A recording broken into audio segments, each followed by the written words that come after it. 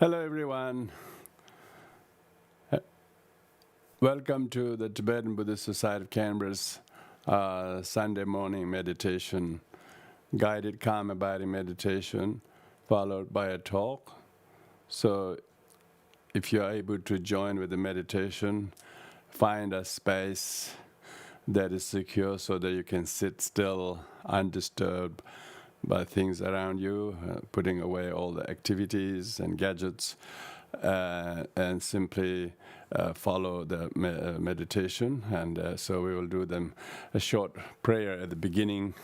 The prayer at the beginning is really much part of the meditation because it brings our mind to the sane, peaceful, good state of awareness that makes us the purpose, the meaning, and usefulness of meditation and our togetherness in everyday life.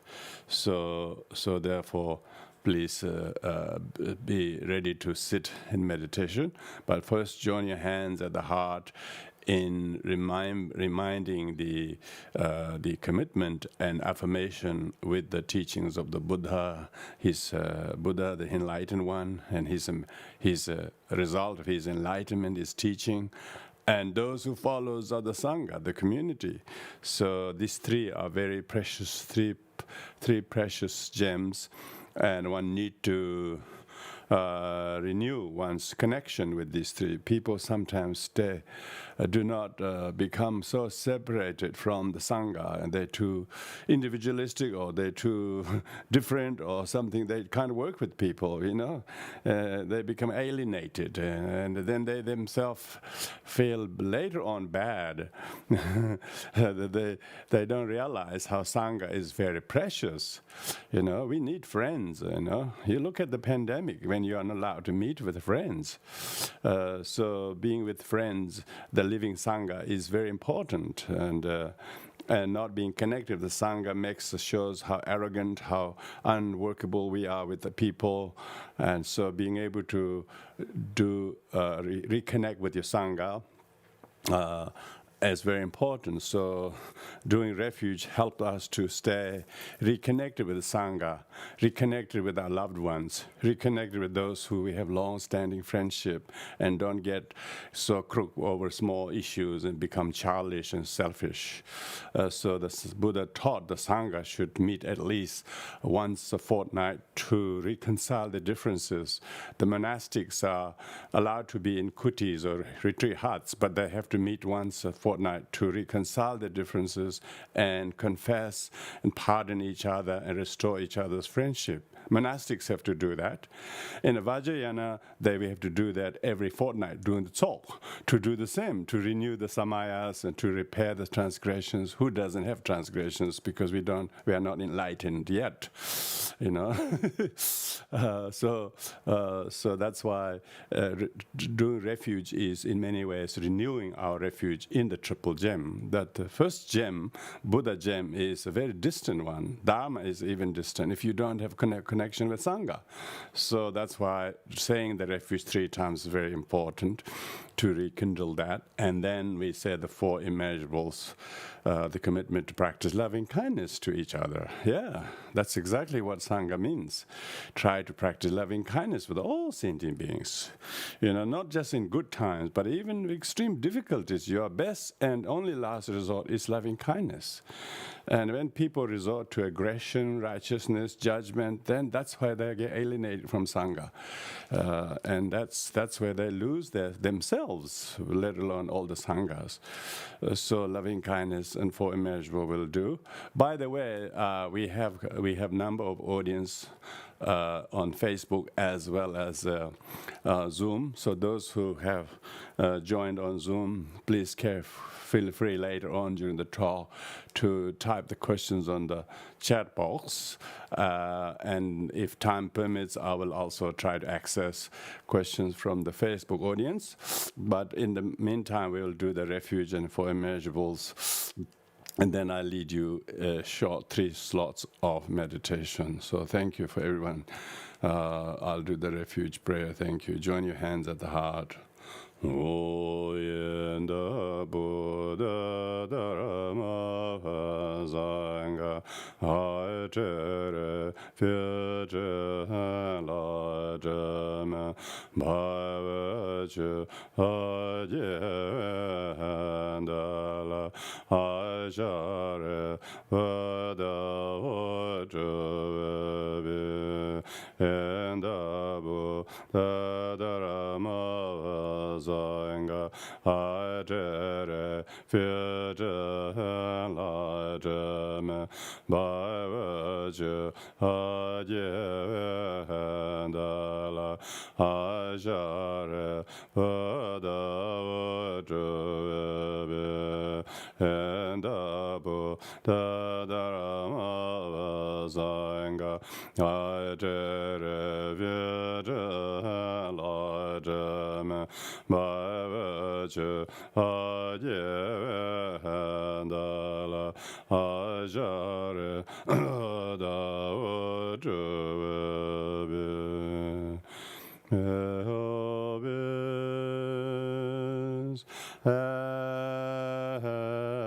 happiness and the cause of happiness. May they be free from suffering and the cause of suffering.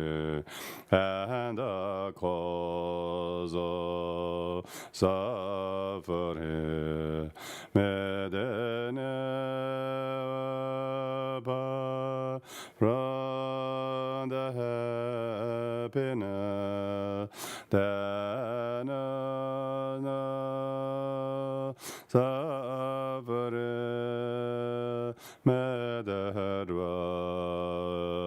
they dwell equanimity, free from her judgment and aversion to those near and far. May all beings have happiness and a cause of happiness. May they be free from suffering and the cause of suffering. May they know a power for happiness that knows no suffering.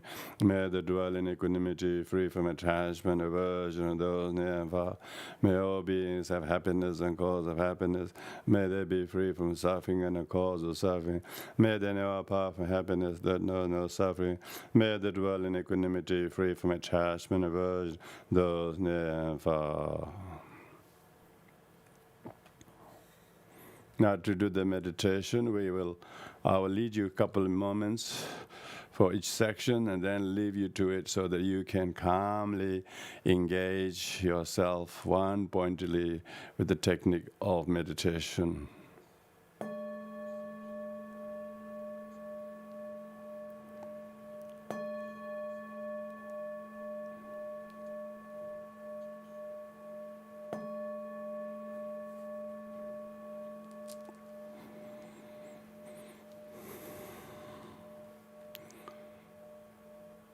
First, bring your whole attention in the correct meditation posture, that you are seated still in the comfortable, correct posture, with your hands on the lap, with the back straight, elbows and shoulders balanced, and the back is straight, the spine is very straight. Your chin is slightly tucked in. Your lips, teeth are naturally relaxed. Tongue slightly curled inside the upper teeth to avoid dryness and wetness in the mouth. With the eyes half open, not blinking, not tightly shut, nor widely open, but a soft, calm, serene gaze straight on the floor, straight across the tip of the nose on the floor. Have a sense of a single hair pulling you towards the ceiling each time you reach the scanning point on top of your crown. On the way up, and on the way back down to the feet, so that you have a meticulous way to stay positioning mindfully the posture, knowing this will harmonize the four elements, the confidence, the earth element, the balance, the water element, if you're watering your body, the awareness to keep the back straight, fire element,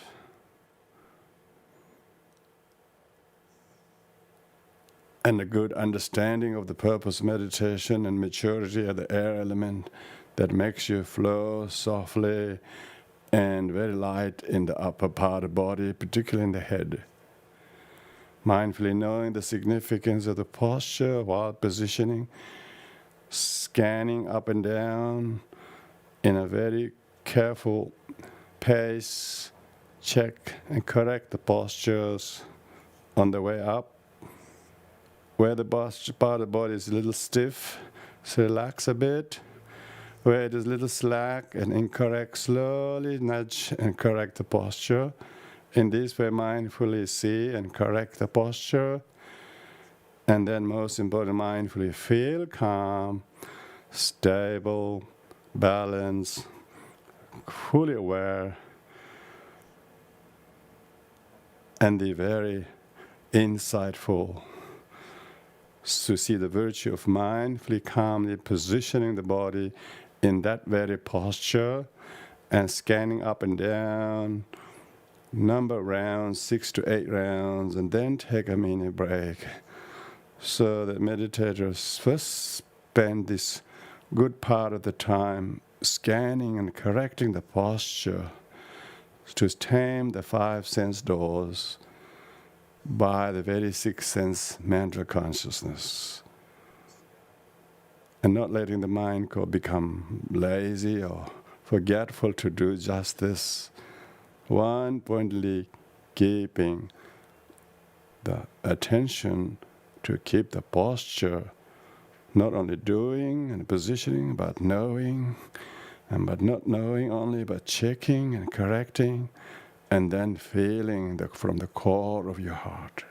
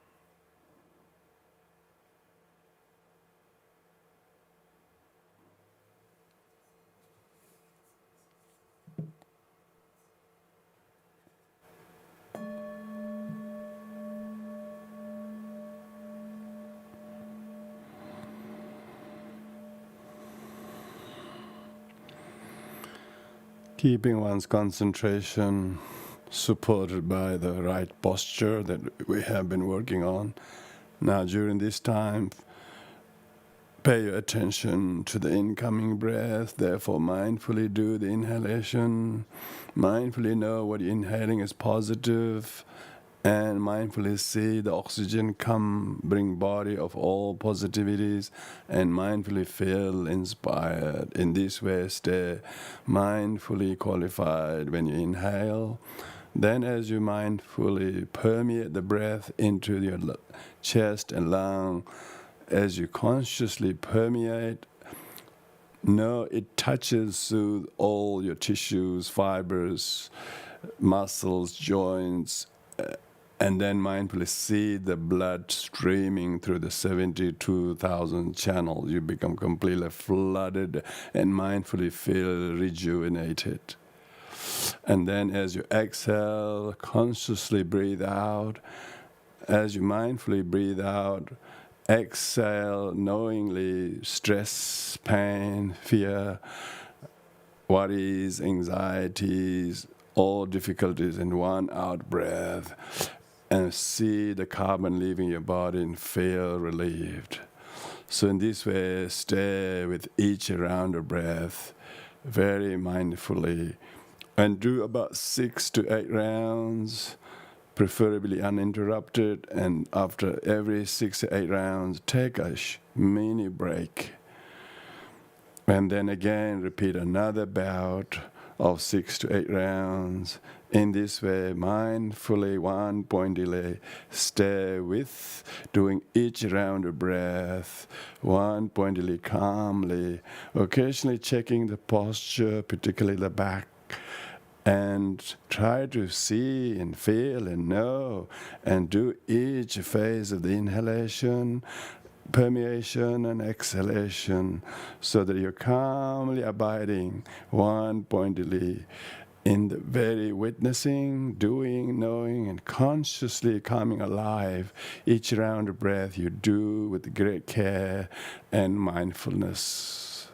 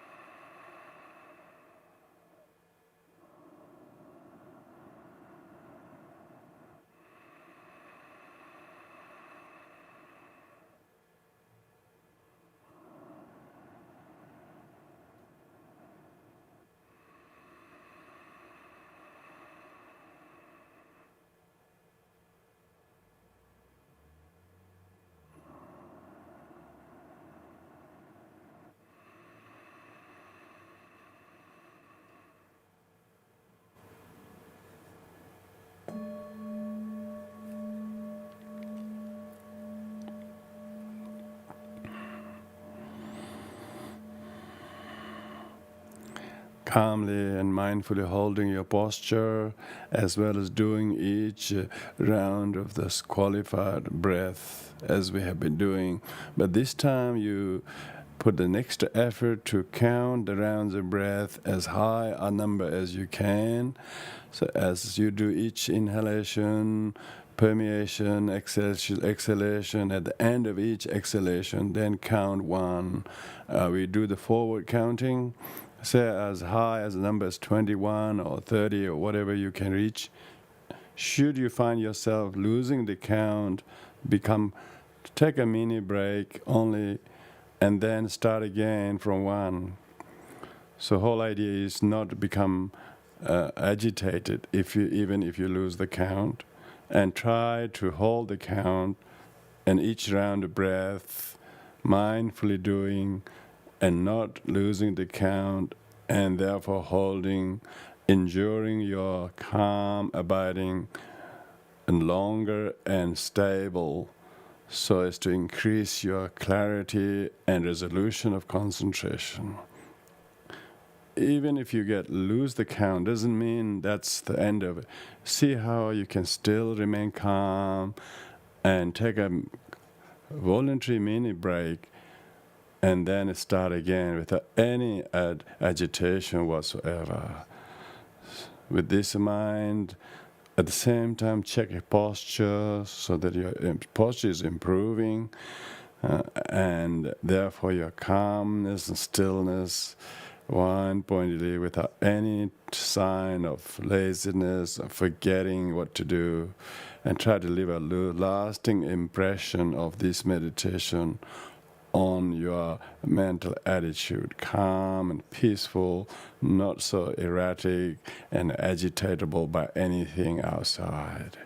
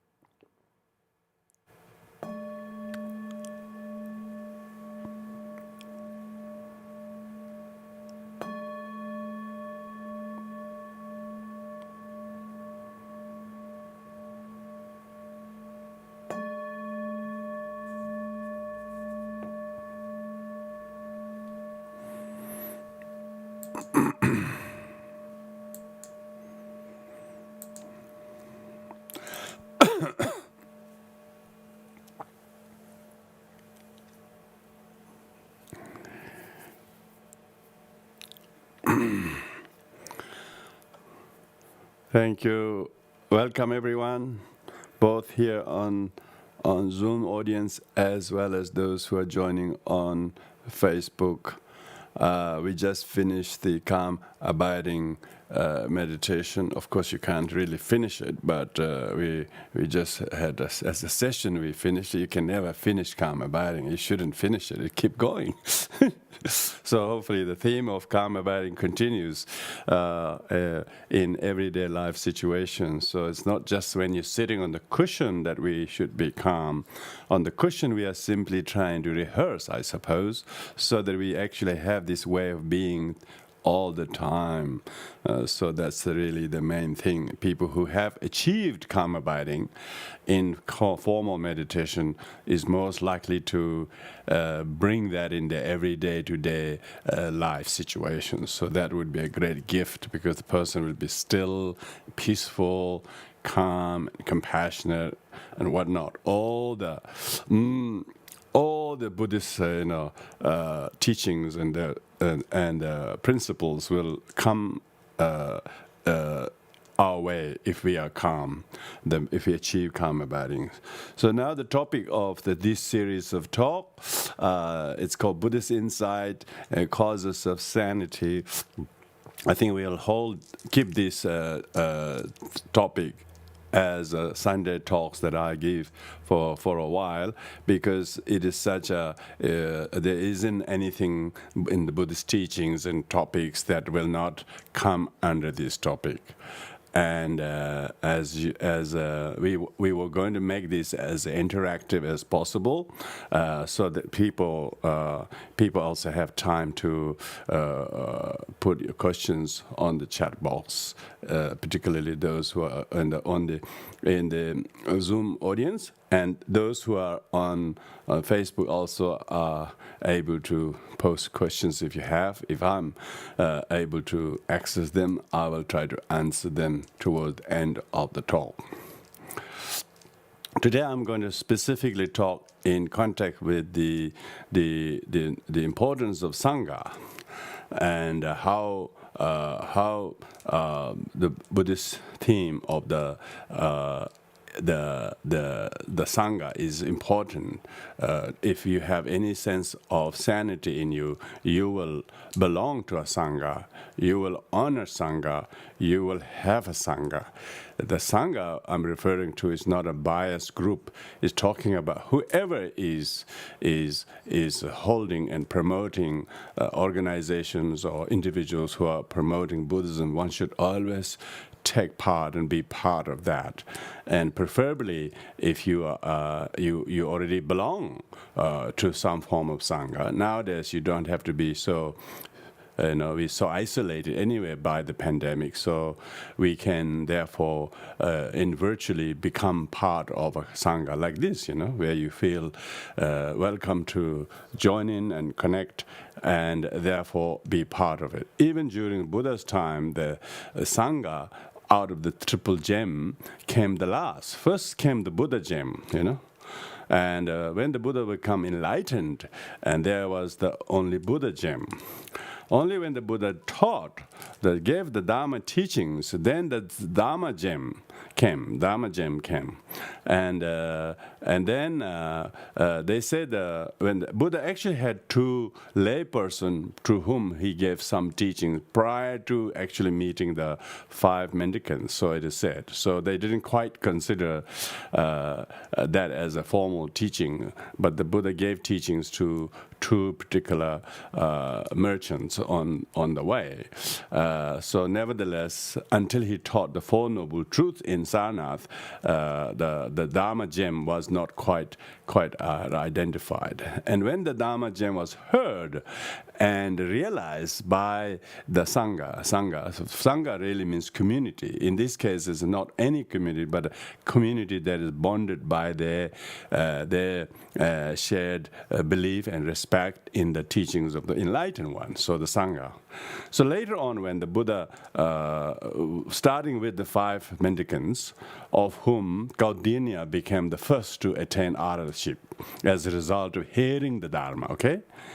As soon as he heard the Dharma, he attained Arahathood, because he was the person of the sharpest faculty to see the truth, what Buddha taught. Because teachings of Buddha contain so much truth, and there will be very few who doesn't see the truth of it. Just question is how much merit they have to realize and then adhere to it and embrace it totally in their lives. So how much a Sangha member becomes Sangha is how much his or her conviction and transformation came from their understanding of the Dharma. Of course, those who became fortunate to hear from the mouth of the fully enlightened one, Buddha Vachana means the voice of the Buddha, the very being in the presence of Buddha. Some people, just being in his presence, they saw the truth. Others who had to hear him teach, everybody has a certain karmic affinity with which they feel connected to the Buddha, and then they became his disciples. And all of the disciples who became follower of the teachings of the Buddha, they took refuge.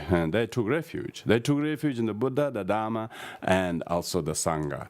And that's what made this part of the Sangha. When you tell the importance of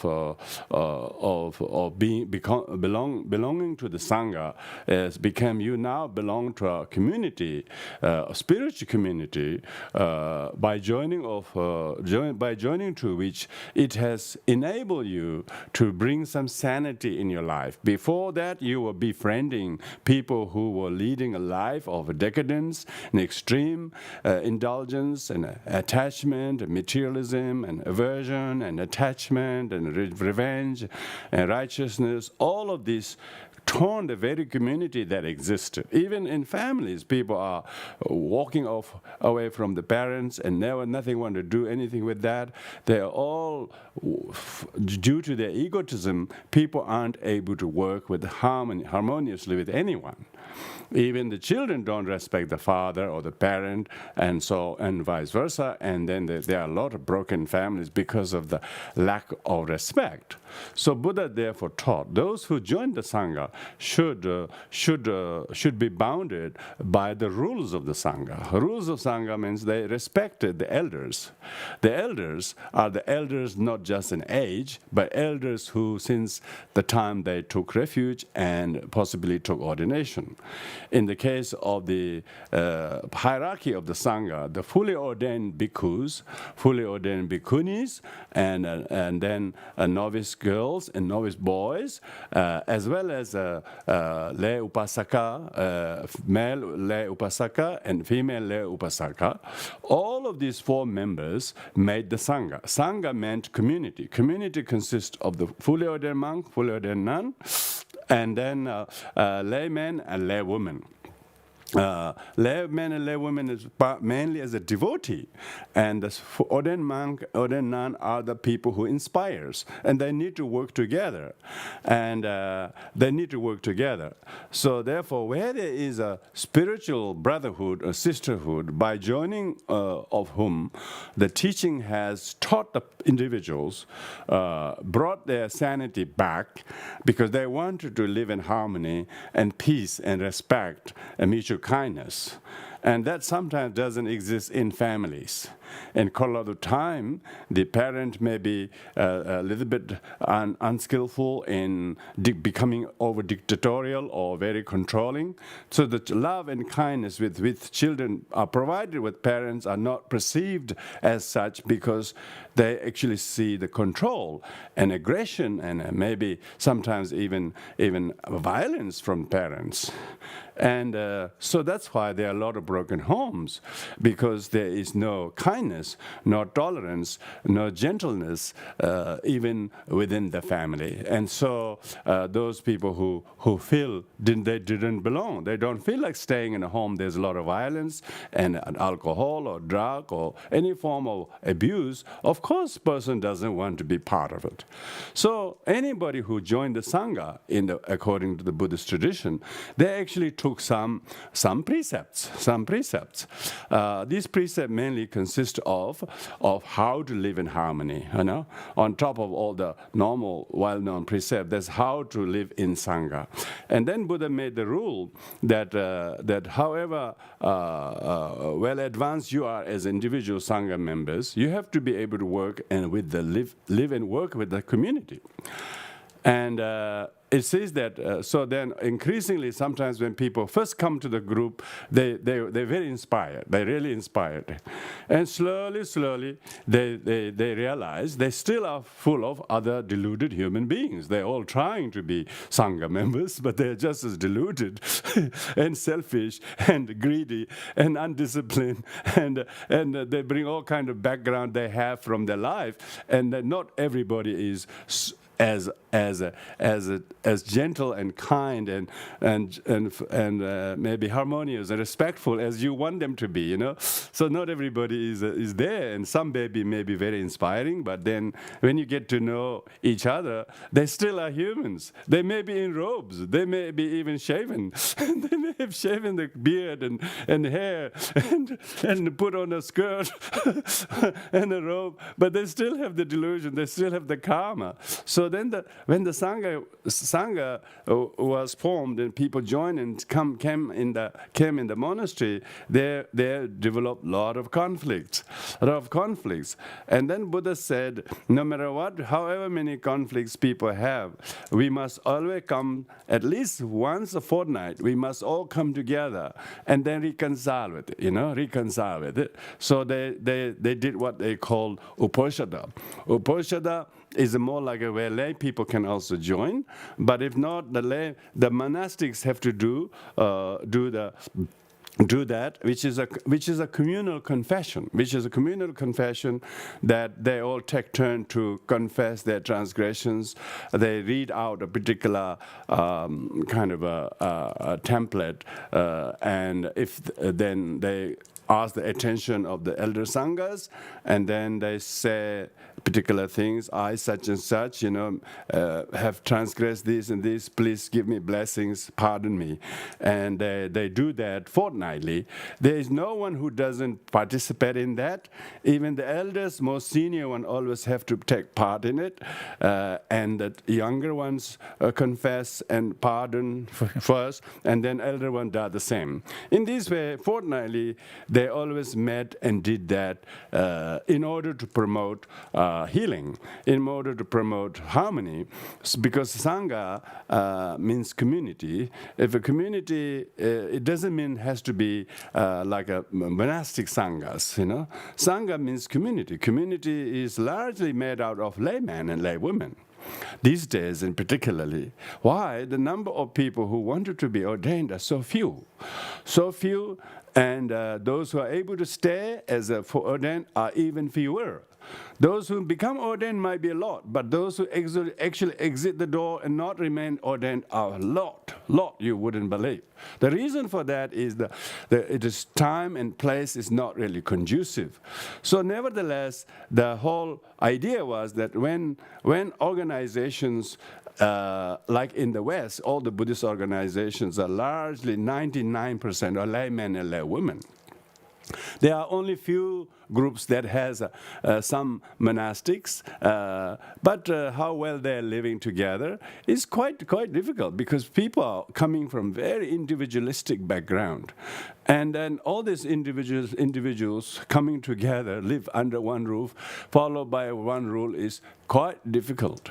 And this is not just these days, but even during Buddha's days, it was the case. So that's why Buddha said, no matter what differences you have, which is quite common to have, one must always come once a fortnightly to participate in the communal confession.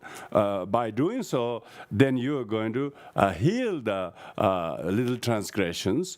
Maybe they are minor transgressions, but still you shouldn't keep them in the mind and then harbor ill will or anger or aversion and not stay in this community and then leave in disarray, criticizing them, If people did that, then they have themselves lost the Sangha. So that's not sanity, because one has already left, one may have already come to the Sangha in order to heal the wounds that one has caused by one's selfishness and childishness, disrespectful to the parents and families. Sure, parents were not perfect, but we were we perfect children. So therefore, it is important to forgive and reconcile. And that's why in the Sutra of Recollecting the Triple Gem says that the Sangha should be harmonious. Harmonious doesn't mean always having no problem at all. Harmonious means even if there's little disharmony, quickly try to practice humility, forgive each other, apologize, and value the friendship more important than the differences. The long-lasting friendship is more important for the overall Sangha than one's differences. So they try to reconcile the differences and think of the better goodness of the greater community, and therefore do not make your personal, individual perceptions or views or differences get in the way for yourself to be sustained by the Dharma. That meant that people actually learned to count on each other's blessings and goodness rather than look on the flaws of others. The Sangha's practitioner of Dharma must become more cognizant of his or her own flaws. Seeing other people's flaws and then throwing stone at that is not a duty of a Sangha. Sangha member have to be responsible of his or her own flaws. They become more cognizant of their own self-flaws of their attitudes, flaws of their own mouth or whatever it is. Then they make friends with themselves. They learn to take refuge in the Dharma so that they themselves reconcile. Those who reconcile with their own differences, they then realize it is not about the other Sangha members' problem. It's our own lack of humility, our own lack of respect, lack of gratitude, that I'm not respectful or courteous to him. Instead, people live in little disarray as if they're too good to be part of the greater Sangha. So it doesn't mean if there is a group of 10 office bearers, there's only 10 office bearers. It doesn't mean that the others who are not office bearers not part of the Sangha. They just are the bulk of the Sangha. But people who are office bearers are only taking the particular responsibilities. But we as a non-office bearer can still support the same ceiling of the Sangha so that we can do various things to support them and therefore learn to understand the workings of mutual cooperation.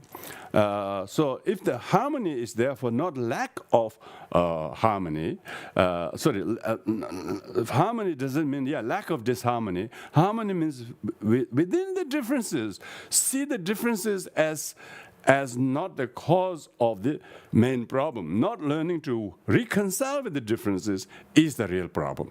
What is the cause of the not reconciliation is arrogance and anger. But if the anger and arrogance and these things get in the way, then there will be no harmony because the disharmony take over.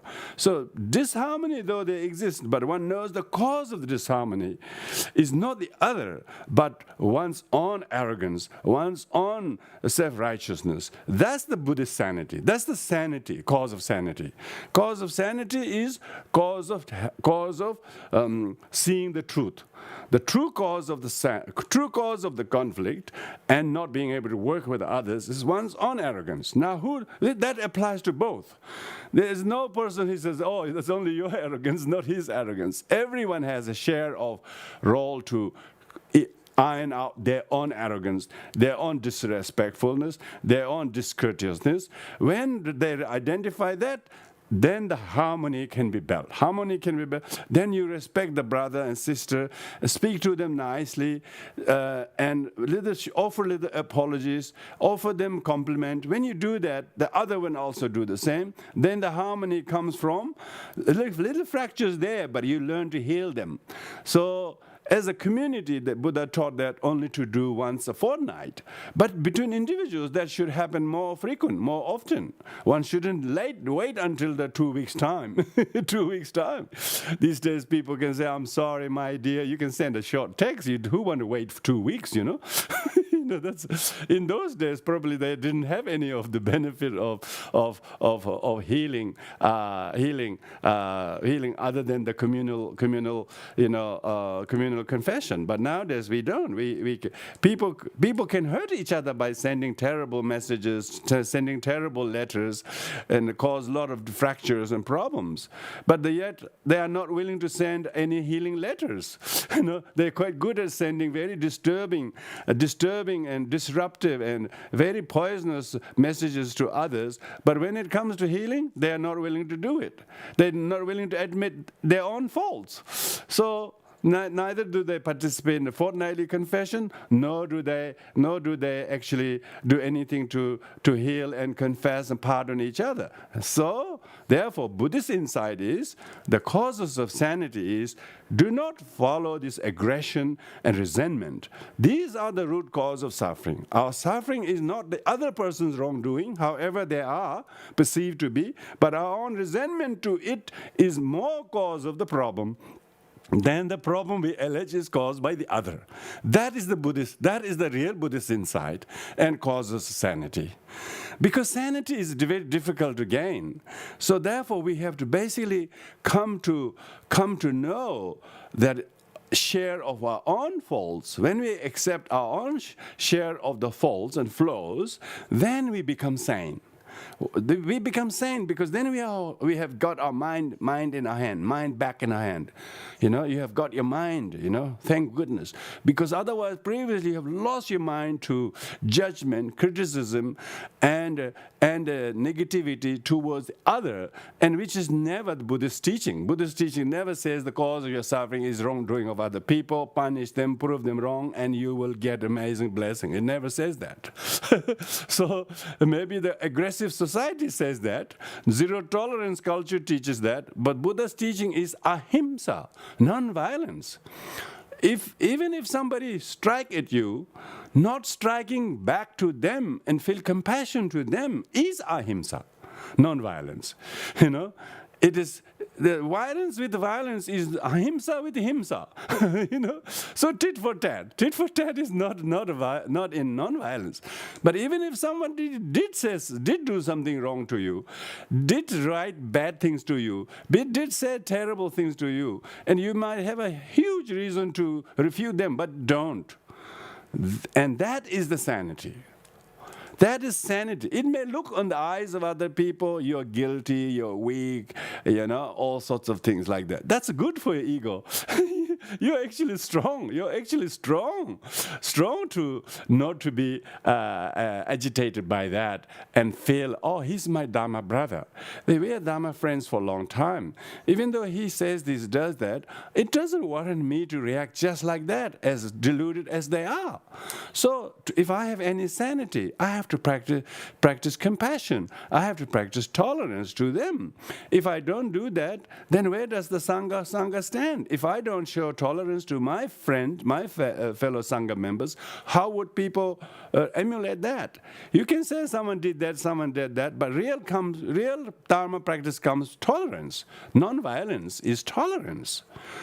And non-violence is not just merely not instigating violence to other people. It means when you face violence, you have to practice non-violence. That is the real Buddhist sanity. Real sanity is not just abstaining from doing anything violent things. That would be good, If you're in the cave, nobody will harm you, and that's why you do get enlightened in the cave. But wait until you come in town. Then see how non-violent you are. then how sane you are, how much Buddhist insight you have, All those monastics, when it comes to the group, they never get on well. And they want to go in their own little kuti, and they become very miserable. All these individualistic monastics are not really looked up as a great noble examples. That's why the Buddhism these days in 21st century Buddhists, there is a group or organization called Engaged Buddhism. That means all these Buddhists are very not engaged. They're hiding away from. They're hiding from community. They're going in the little kutis, and that's not non-violent. That's hiding. That's escaping. Escapism is not Buddhism. That's why I think Thich Nhat Hanh might have been a party to this idea of engaged Buddhism.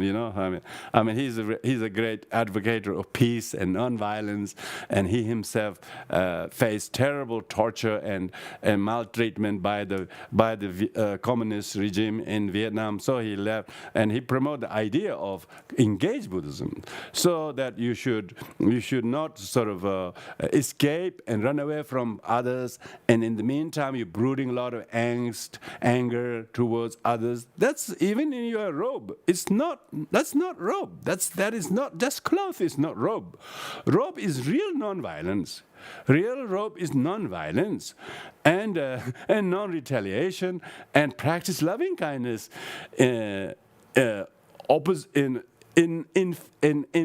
response to the aggression of others. Why? Then it's real san. Your mind is really of the cause of sanity. Oh, if one aggression is bad enough, it doesn't need to be reduplicated. So, non-violence is, in the face of aggression, you practice non-violence. Even though you might have to take some defeat, even though you have to take some abuse, but the abuse doesn't last long, because you have sanely transformed the abuse into cause of your own sanity, cause of your own tolerance. If the Sangha member doesn't do that among each other, where would he do that? Will he do that at home again? I don't think so. People are usually much nicer around Sangha members. Did you notice that?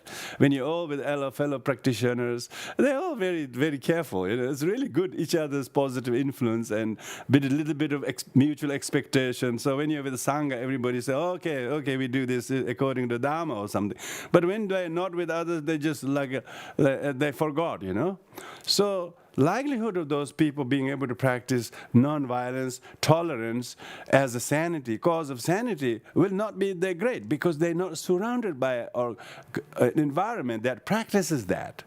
So if the Sangha, within the Sangha, don't practice that, where does the Dharma exist?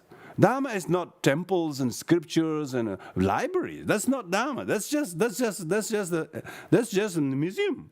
Museums are not called temples or Dharma. They're where people practice what is in the contents of the text. It says practice tolerance when somebody is aggressive. Practice generosity when somebody is miserly to you. So when somebody is mean to you, you should practice generosity. That's real generosity. Generosity really means, it says, it's alleviation of poverty. Poverty doesn't mean just materialism. Say there's no kindness from the other. There's a lack of, there's poverty of kindness from other, but because he's so abusive, he's so aggressive, he's so unskillful in his mouth, but you instead practice kindness to them. That's a real dana. That's a real dana. They say there's a material dana, emotional, the fearlessness, and then loving kindness, dharma. Dharma dana is the highest dana.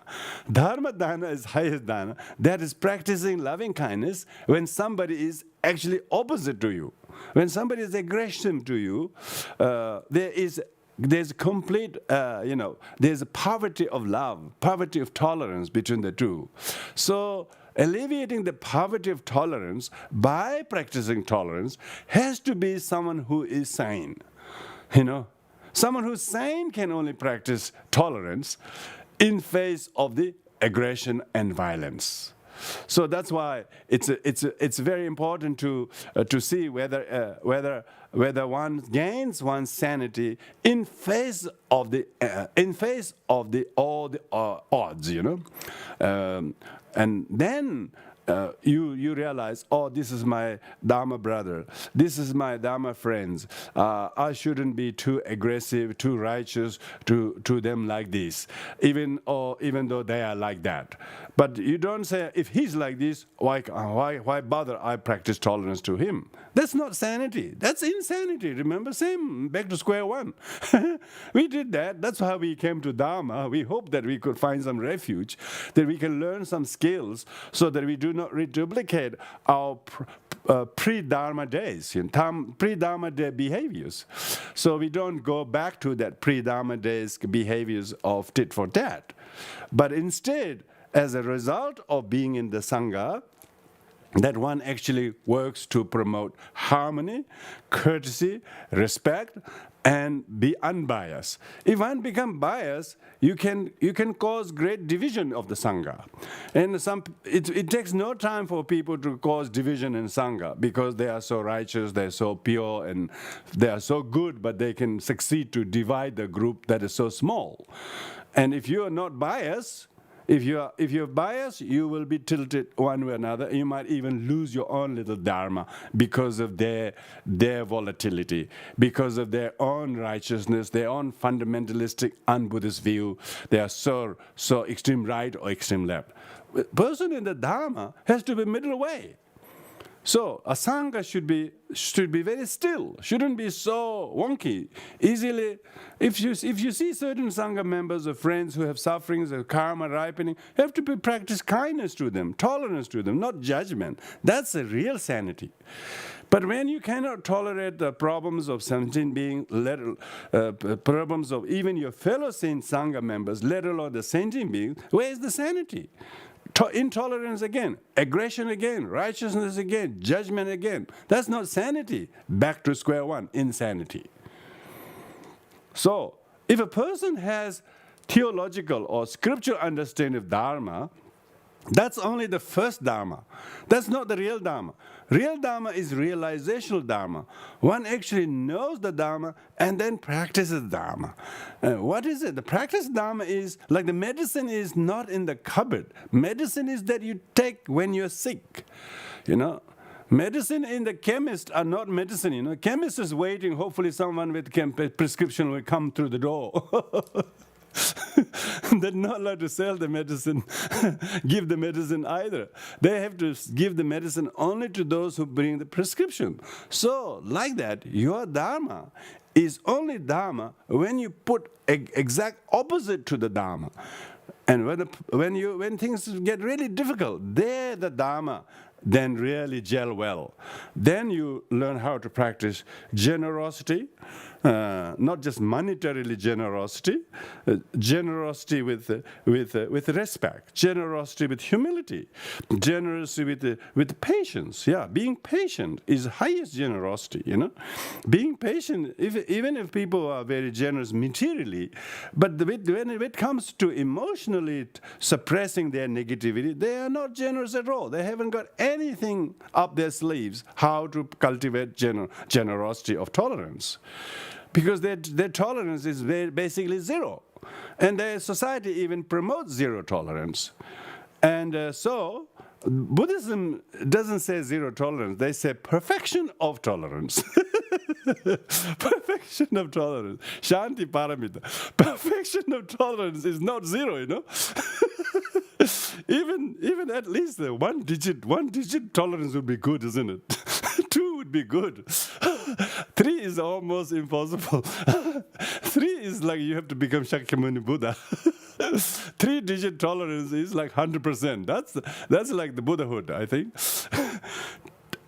Even single-digit tolerance, 2%, 3%, 9% would be 9% is single digit, but 9% is pretty good, But this aggressive society, this mundane materialist society says zero tolerance. Simple as that. And is that sanity? That's what caused of the World War I, World War II, Vietnam War, Korea War, Middle East War, all these conflicts, all these problems between siblings, all these individuals who have a lot of problems. It's because they are always not willing to practice any degree of tolerance. So the Buddhist person who share Buddhist insight and have refuge in the Rinpoche, they should first try to practice at least 1-digit tolerance. And try to increase from 1 to 2, 2 to 3, and all the way to 9. And then one day become 2-digit tolerance, 10%, 12%, 3%. Maybe before it was only single digit, and slowly, how do you know that you will feel this is Dharma. When you find yourself practicing tolerance, somebody is aggressive to you, like Lojong teaching, they say, if somebody blames things to you, they say, accept it. Accept doesn't mean take weekly accept it and blame yourself. Accept it means take some responsibility how to transform it. Accept the blame doesn't mean accept the blame. Means take some responsibility and transform the problem into self-growth, into the cause of the growth, Keda, Kyontam Pupka Rangelong means all the loss and blame and defeat, accept them graciously. That is the Sangha. Sangha is in zero tolerance. Sangha is one who accepts, blames, takes responsibility, transform the problem, which is aggression, and not attack the person. People are, when you are transforming problems, you are not attacking people. You are hard on the problem, soft to the people. That's where you transform. That's why you transform problems, and then you become sane because you transform your own emotional negativities. You transform them, and once you're able to take some responsibility, then as soon as you accept it, the problem stops. As you accept the problem, that particular problem of blaming stops. But now, what you have to transform that, turn that into increaser of your sanity. Yeah, you might have to suffer a little bit. Voluntarily accept the suffering is a virtue. Its tolerance is voluntarily accepting suffering, and not reacting to it, not retaliating to it is the tolerance. Now, is it 1-digit, 2-digit? But it is actually some kind of tolerance happening.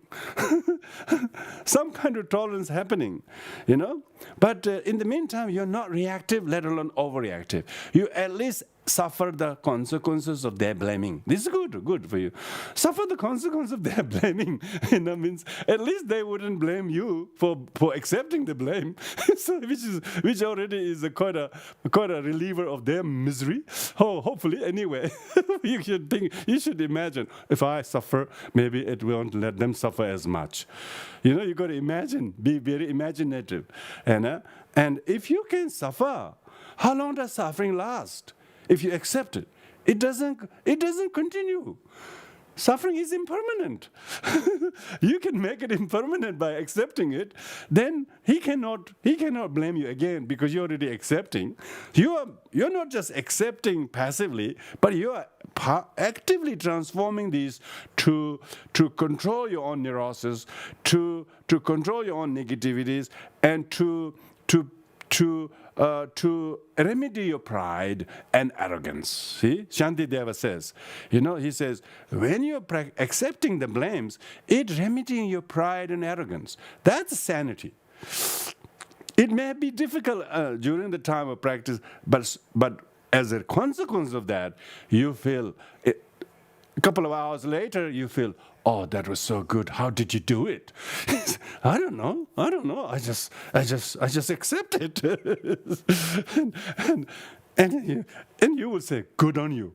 You will say, good on you. That was hard, but you did it very well. And once you have done that once, you will say, wow, this is a real Dharma. This is how you practice. Oh, really? It's hard, but that's really good because I felt so sane after that. Because there's no regret, there's no resentment that you practice tolerance. There's no regret that you practice tolerance. But if you did not practice tolerance, you retaliated, and you said what you like, you reacted like childish, and then later on you don't feel good at all. Why did I do that? How did things improve? Nothing. It didn't improve anything. It just made things bad to worse. So then you feel very insane. Then people become depressed. Why they become lots of people depressed? Because they didn't practice the sanest thing they should do. Is the cause of sanity is accepting some responsibility of some people's blame, and you can never take responsibility of what their wrongdoing is, by the way, even if you want to. But at least take the share of responsibility that you may have of what kind of consequences there will be if you accept it. The consequences will be very different because you accept it. Because you wouldn't be wasting your time in reacting and blaming and not accepting it. So there's no waste of any energy there.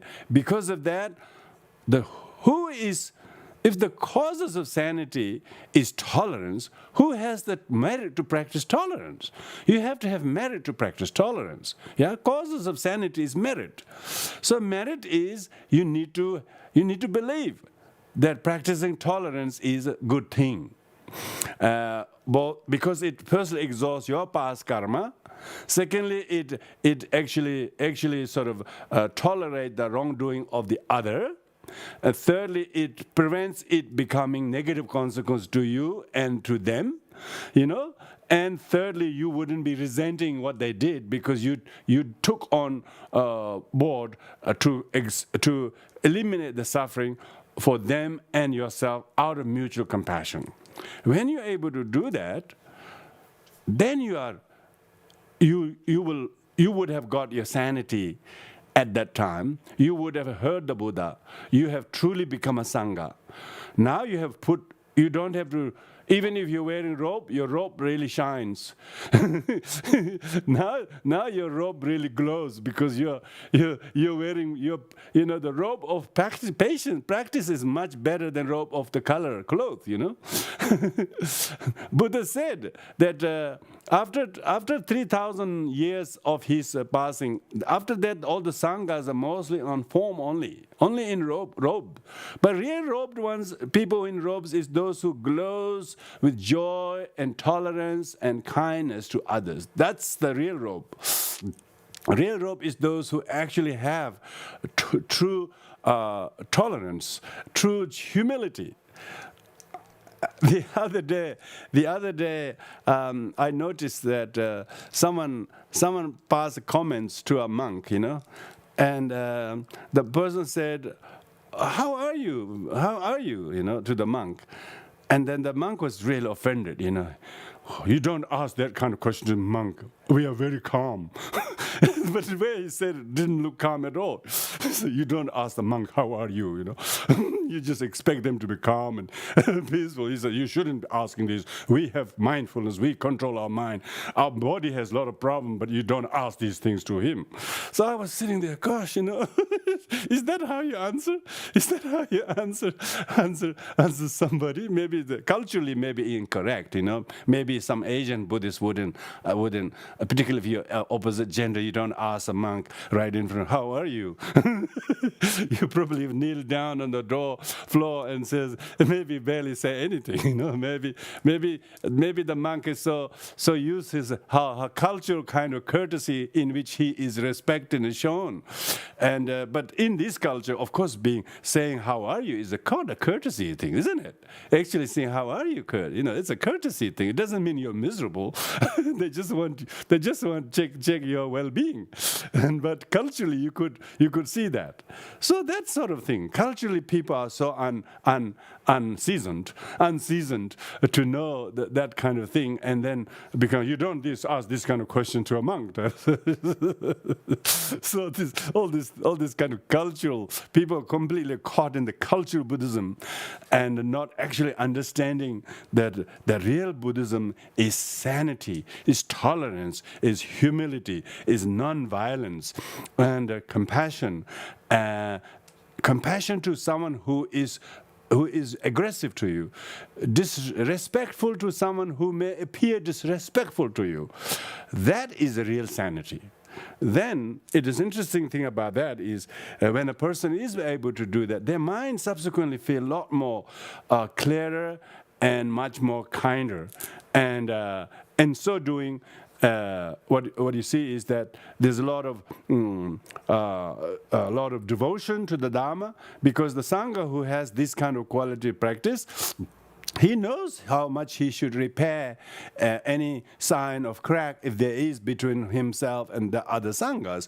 And he would always wanted to work to promote friendship, respect, and courtesy to them, either by a manner or language or behaviors. And if they live in a community, of course, it has to be shown physically, physical gestures, or verbal greetings, or small gifts, or doing small things towards you. It heals very quickly.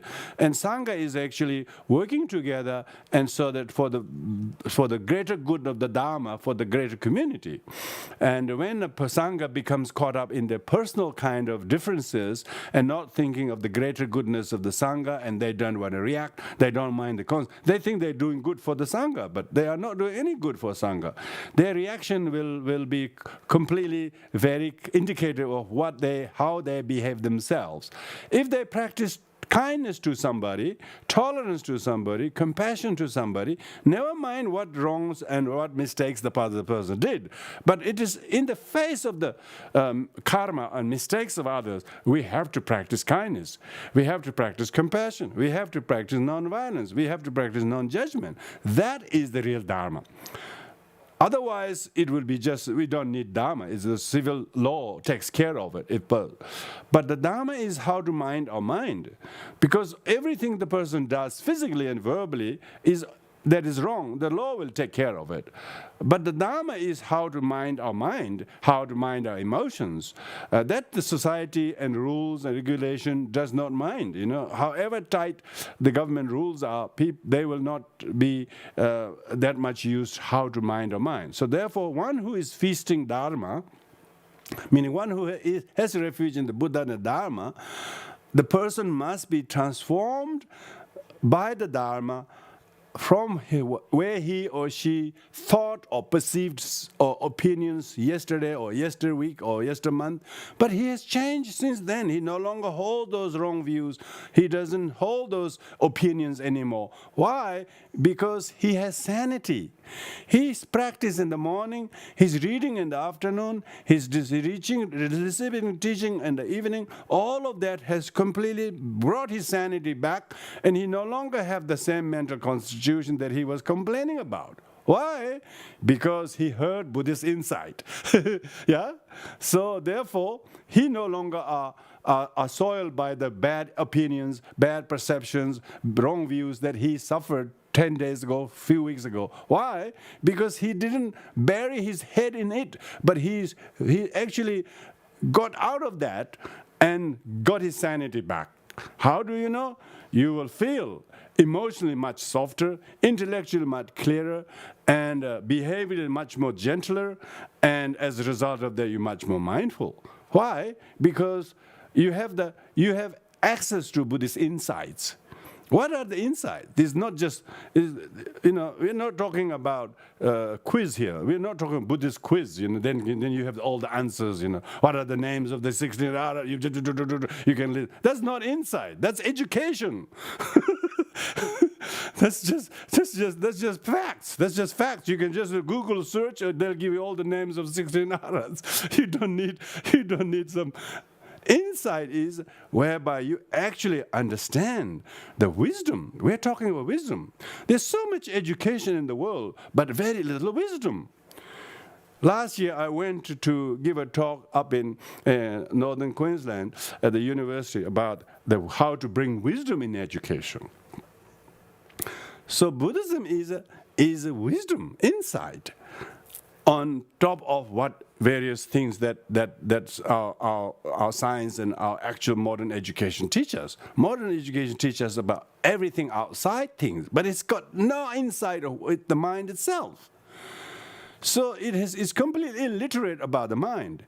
It can listen, it can smell, it can detect so many things. They even try to find whether there's water on the moon. You know, what are you going to do with the water from the moon? Come on, look after the moon, water on the earth first. Don't destroy the earth. Don't destroy the elements in the earth, and you try to find water on. That kind of discovery is useful, but they're just fact.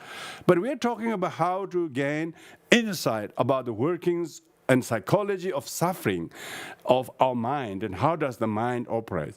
And the person, particularly Buddhist Sangha member, like every layman and laywoman is a Sangha member. But some people think Sangha member is only a monastic.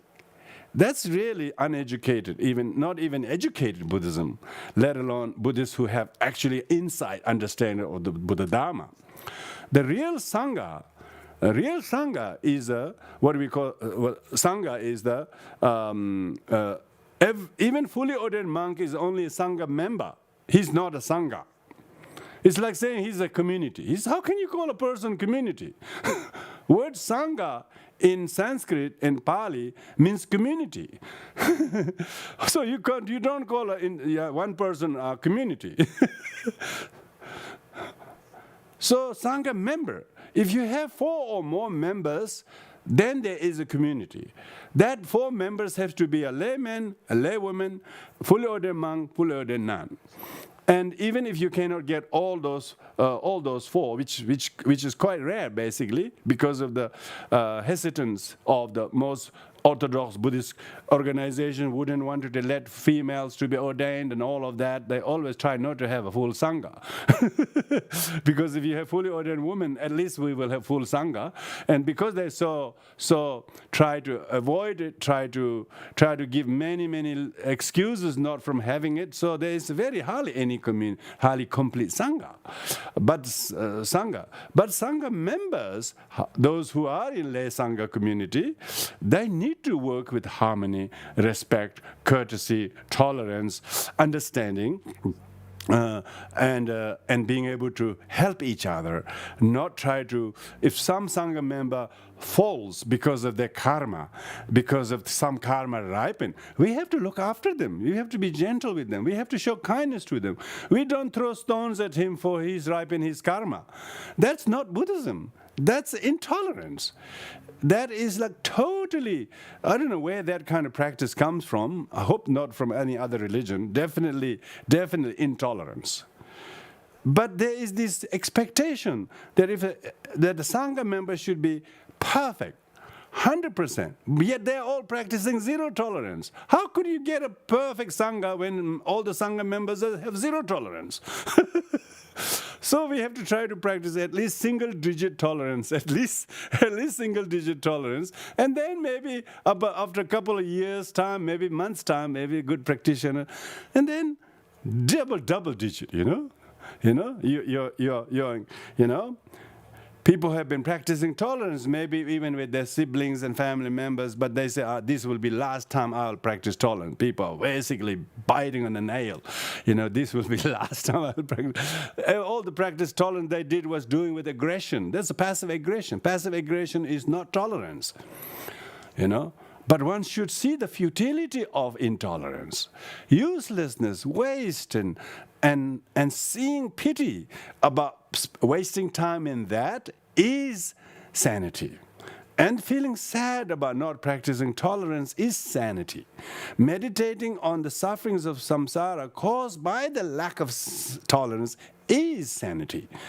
And then taking refuge in the Triple Gem, and so that we do take steps, we do walk towards the refuge.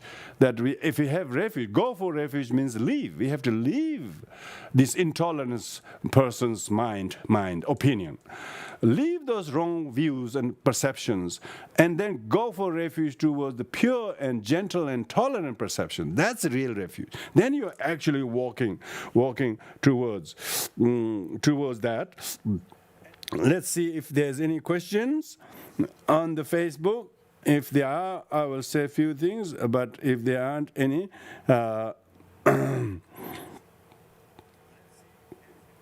so if Anyway, so there don't seem to be any questions, so that's good. That means I can continue talking, but I won't say very much now. Maybe for another 5 minutes.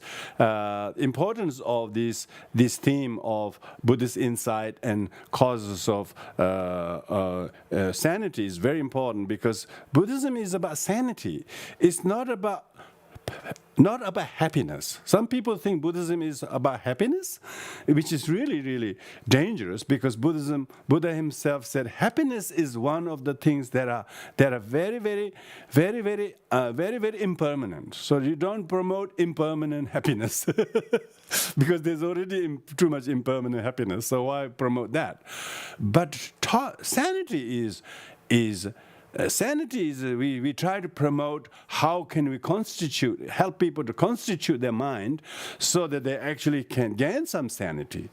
If you develop some sanity, then it will give you real cause of lack of enmity, you know.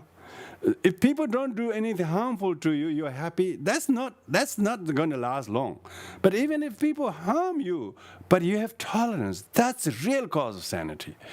You know, no matter where you go, you have that tolerance, you know.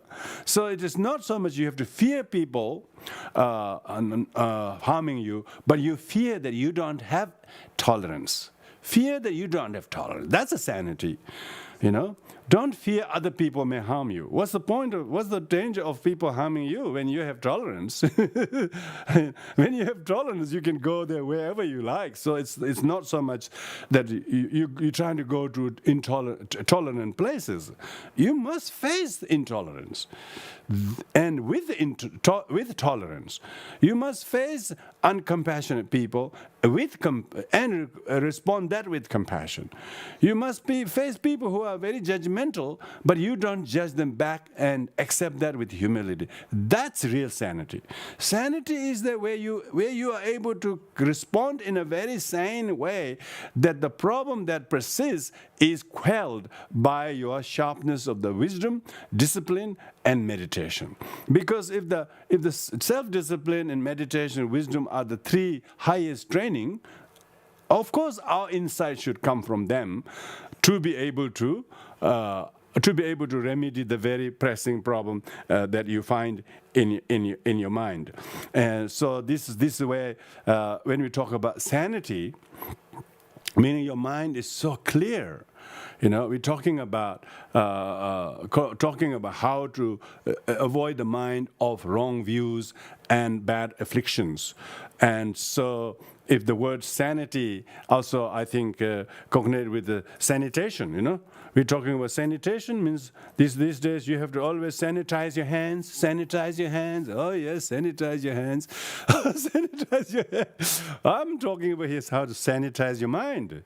You know, sure, every organization's door you go, you put a little sanitizer, hand sanitizer. But we're talking about mind sanitizing. How to sanitize our mind of the wrong views, bad perceptions, bad opinions, and see what people are suffering more from bad opinions than from contagious diseases. Contagious diseases, you can contain it by not going to some places, but most people are suffering in their mind rather than by going to the wrong places.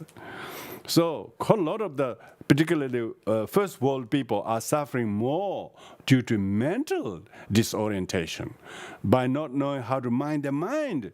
You know, people are suffering more because of the not knowing how to understand their mind, not having the mental sanitation. You know, mental sanitation, meditation, self-discipline, prayer, wisdom, listening to the Dharma, reading Dharma, keeping very close connection with your Sangha members, you know, try to do occasional practice together with them, particularly like this kind of situation now we have, because we can't go to places, we can always connect with this kind of situation. Try to make a kind of a weekly or periodical time commitment to connect with Sangha.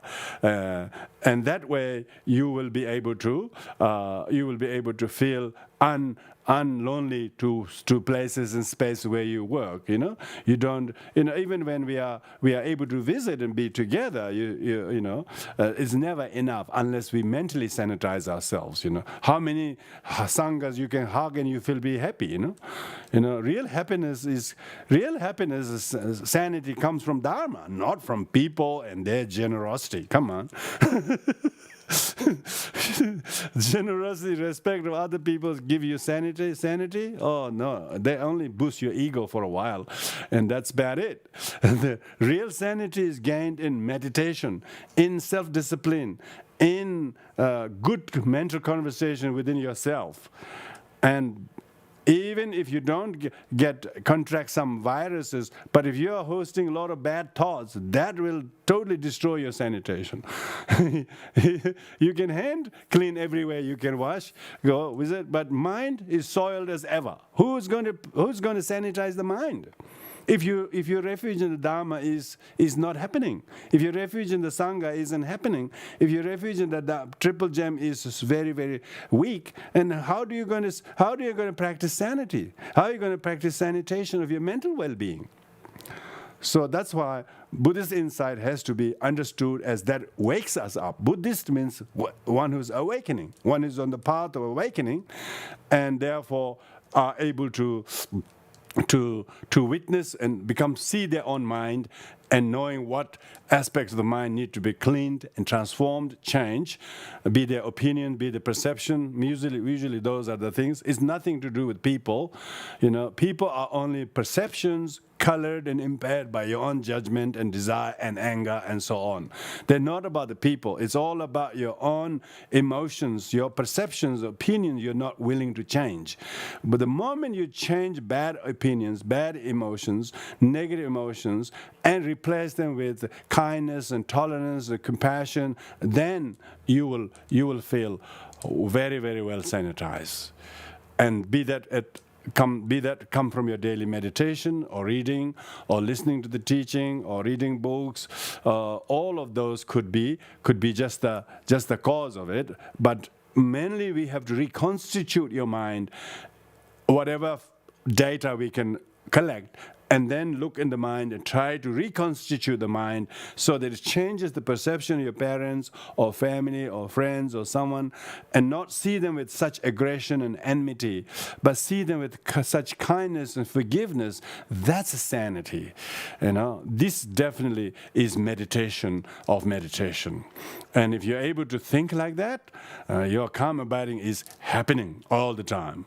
Not only when you're sitting quietly, but you're cognizant of how to mind the very mind in your own hand and take good care of that. And then this will, of course, gain a lot of lightness in the chest, softness in your language, and a lot of clarity in your head. And therefore, you become a lot more mindful of what you eat, what you don't eat. You become saner, and your behavior also becomes slightly changed and modified, improved, because there's a lot of self-transformation, internal transformations happening because of the insight to which you are lending your ear to.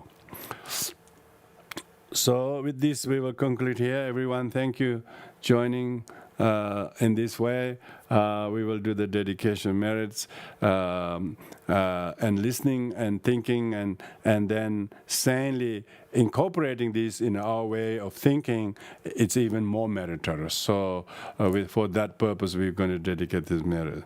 Om Badis Mere Mewe Hovergam Da Jefa Menzenge Honese Mehale Bere Rabi Brondi Oshano Bodo Jesineze Herenda Mahayana Jijin Wajewa Mere Mehobe Begas Delevas Troda Mahayana Jijin Courage Manju Shinu de asama tabara de lava follow o de example aja de ge o de mere mede hexalem body chida teba vedana yedanza where it has been born may it angry freely without generation.